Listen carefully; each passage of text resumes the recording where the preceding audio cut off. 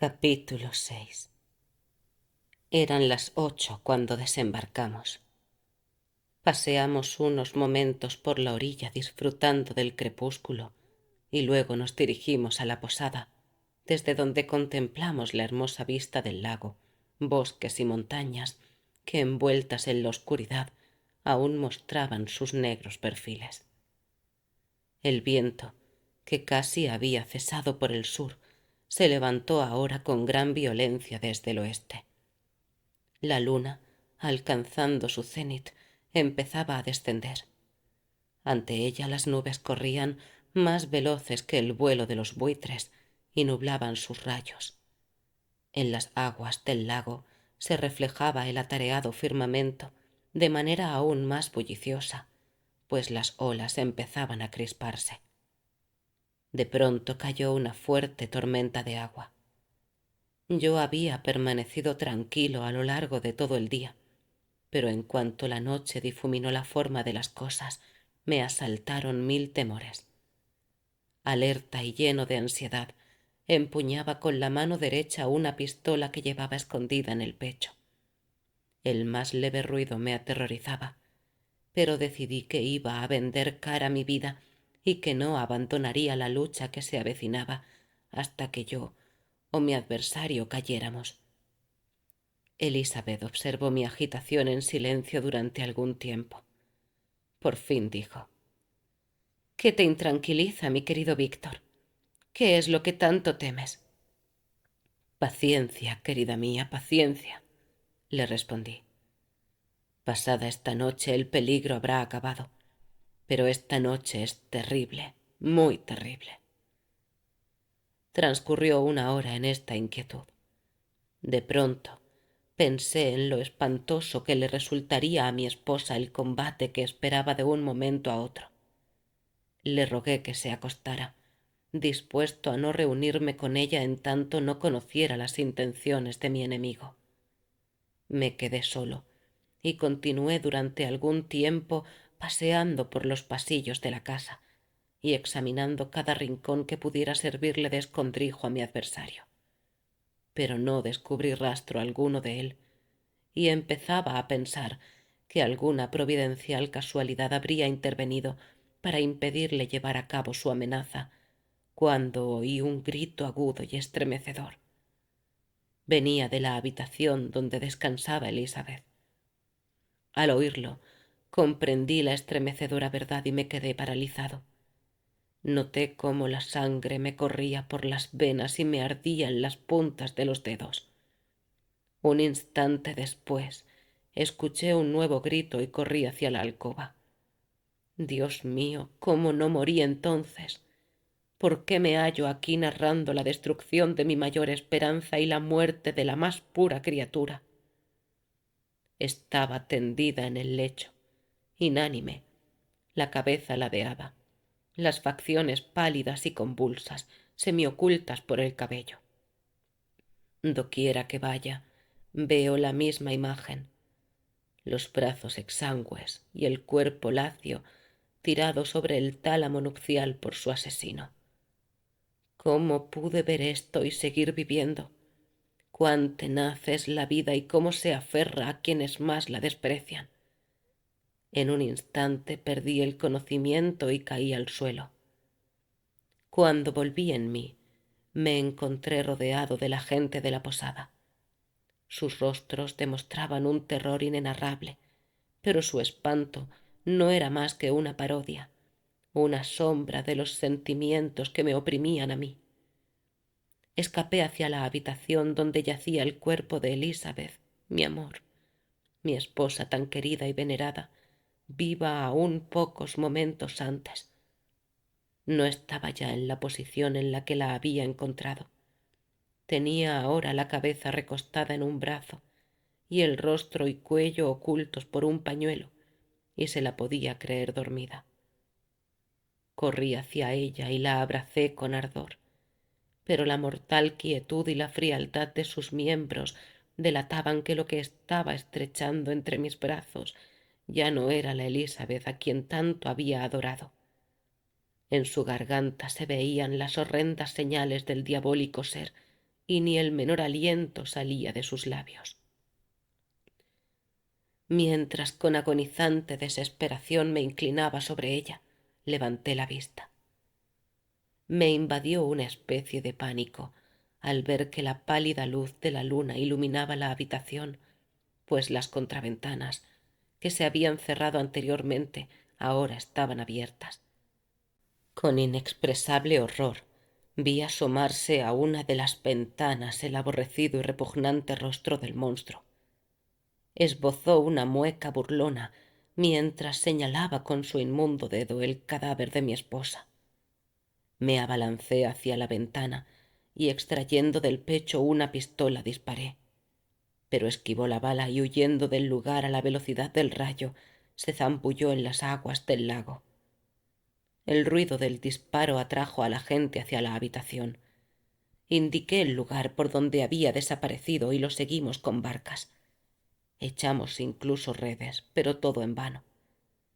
Regresamos desesperanzados después de varias horas, la mayoría de mis compañeros convencidos de que el fugitivo era fruto de mi imaginación. Tras desembarcar, se dispusieron a registrar los alrededores, organizando distintas patrullas que se esparcieron por los bosques y viñedos. No fui con ellos, me encontraba exhausto. Un velo me nublaba la vista y la piel me ardía con el calor de la fiebre. En este estado, apenas consciente de lo que había ocurrido, me tendieron en una cama, desde donde recorría el cuarto con la mirada en busca de algo que había perdido. Recordé entonces que mi padre estaría esperando con ansiedad a que Elizabeth y yo regresáramos, y que ahora debería volver solo. Este pensamiento me trajo lágrimas a los ojos y di libre curso a mi llanto. Mis errantes pensamientos iban de un punto a otro, centrándose en mis desgracias y en lo que las había ocasionado. Me envolvía una nube de incredulidad y horror. La muerte de William, la ejecución de Justine, la muerte de Clerval y finalmente la de mi esposa.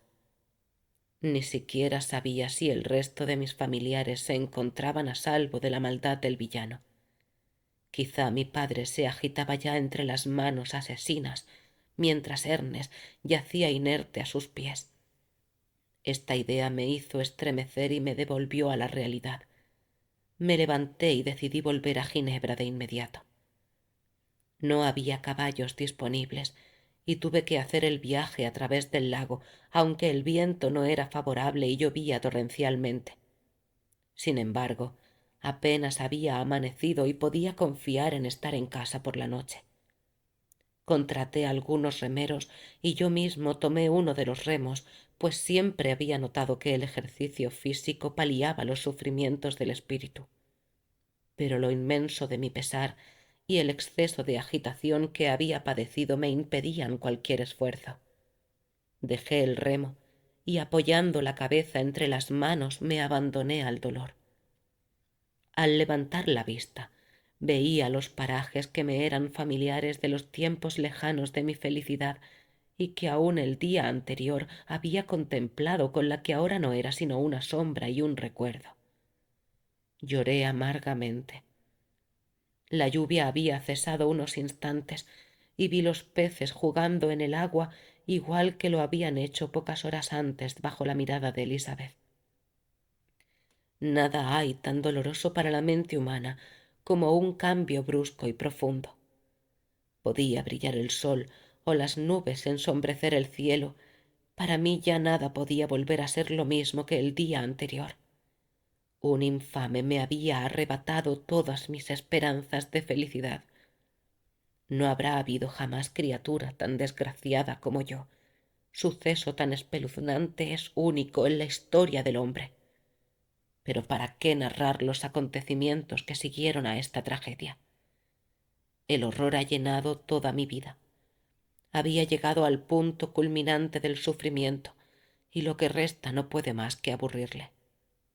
Uno a uno me fueron arrebatados aquellos a quienes amaba y me quedé solo.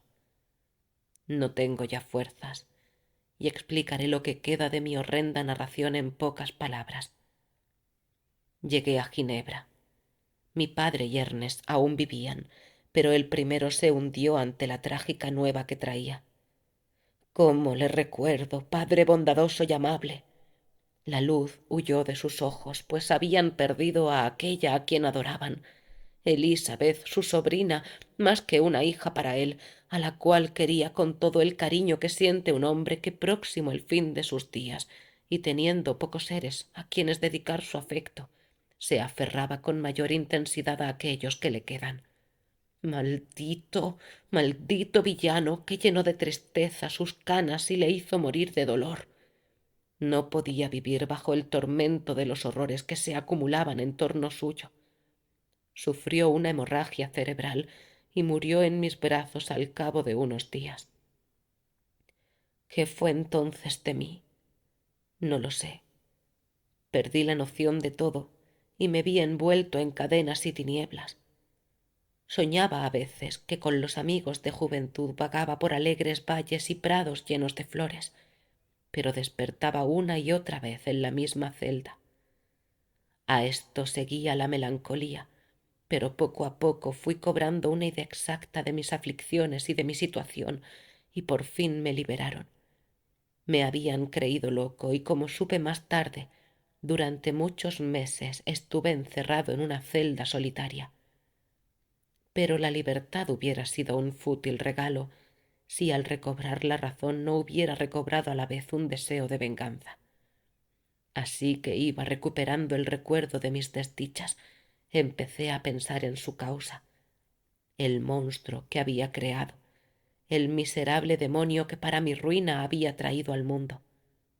Al pensar en él, me invadía una enloquecedora furia y entonces, deseando que cayera en mis manos, rezaba para que así fuera y pudiera desatar sobre mi infame cabeza una inmensa y mortal venganza. Mi cólera no se satisfizo mucho tiempo con deseos inútiles. Empecé a pensar en cómo podía perseguirlo. A este fin, un mes después de puesto en libertad, me dirigí a uno de los jueces de la ciudad, diciéndole que quería formular una acusación. Dije que conocía al asesino de mis familiares y que le rogaba que ejerciera toda su autoridad para que se le detuviera. Me escuchó con benevolencia e interés. «Esté usted seguro», dijo, «de que no ahorraré esfuerzos para encontrar al villano». «Le quedo muy agradecido», respondí. «Escuche, pues, la declaración que voy a hacer. Es en verdad una historia tan extraña que temería que usted no me creyera, de no ser porque hay algo en las verdades, por insólitas que parezcan, que fuerzan la convicción. Mi relato es demasiado coherente como para que pueda tomarse por un sueño, y no tengo motivos para mentir». De esta forma me dirigí a él, con voz tranquila pero seria. Había decidido perseguir a mi destructor hasta la muerte, y este propósito calmaba mi angustia y me reconciliaba un poco con la vida. Narré mi historia brevemente, pero con firmeza y precisión, dando fechas exactas y sin desviarme del tema para lamentarme de los hechos. Al principio, el magistrado demostraba una total incredulidad, pero a medida que proseguía, escuchó con mayor atención e interés. Hubo momentos en que lo vi estremecerse, otros en que su rostro denotaba un vivo asombro, exento de escepticismo. Al concluir mi relato dije: «Este es el ser al que acuso y en cuya detención y castigo le ruego ejerza su máxima autoridad. Es su deber como magistrado y creo y espero que sus sentimientos como hombre no rehusarán cumplir con él en esta ocasión». Estas últimas palabras provocaron un sensible cambio en la expresión del magistrado. Había escuchado mi relato con ese tipo de credulidad que producen las narraciones de fantasmas y sucesos sobrenaturales, pero cuando le requerí que actuara de forma oficial, volvió a desconfiar. Sin embargo, me respondió templadamente: «Con gusto le ayudaría en lo que me fuera posible, pero el ser de quien usted me habla parece estar dotado de unos poderes que harían inútiles todos mis esfuerzos. ¿Quién puede perseguir a un animal capaz de atravesar el mar de hielo, habitar en grutas y cavernas donde ser humano jamás osaría entrar? Además, han pasado algunos meses desde que cometió sus crímenes, y es imposible saber a dónde huyó o en qué lugar se halla actualmente ahora. No dudo de que ronda el lugar en el que yo me encuentro, y caso de haberse refugiado en los Alpes, se le puede dar caza como si fuera una gamuza y destruirlo como a una bestia feroz. Pero leo su pensamiento. No cree mi relato y no tiene la intención de perseguir a mi enemigo y aplicarle el castigo que merece. Al hablar tenía los ojos encendidos de cólera y el magistrado se asustó. Está usted equivocado, dijo. Haré todo lo que esté en mi mano y si logro capturar al monstruo, sepa que será castigado de acuerdo con sus crímenes. Pero temo, por lo que usted mismo ha descrito sobre su resistencia, que esto resulte imposible y que a la par que se toman las medidas necesarias, usted se debería resignar al fracaso. Eso no es posible, pero nada de lo que diga puede servirme de mucho. Mi venganza no es de su incumbencia, y sin embargo, aunque reconozca en ello un vicio, le confieso que es la única y devoradora pasión de mi espíritu. Mi ira no tiene límites cuando pienso que el asesino que lancé entre la sociedad sigue con vida. Me niega usted mi justa petición. Me queda un único camino y desde ahora me dedicaré vivo o muerto a conseguir su destrucción. Temblaba al decir esto. Mi actitud debía rezumar aquel mismo frenesí y altivo fanatismo que se dice tenían los antiguos mártires. Pero para un magistrado ginebrino, cuyos pensamientos están muy lejos de los ideales y heroísmos, esta grandeza de espíritu debía asemejarse mucho a la locura. Intentó apaciguarme como haría una niñera con una criatura, y achacó mi relato a los efectos del delirio. Mortal, exclamé. Está endiosado con su sabiduría, mas cuánta ignorancia demuestra. Calle, no sabe lo que dice. Salí de la casa tembloroso e iracundo y me retiré a pensar en otros medios de acción. Suscríbete al canal La Rosa de Alejandría. Comenta y comparte este vídeo.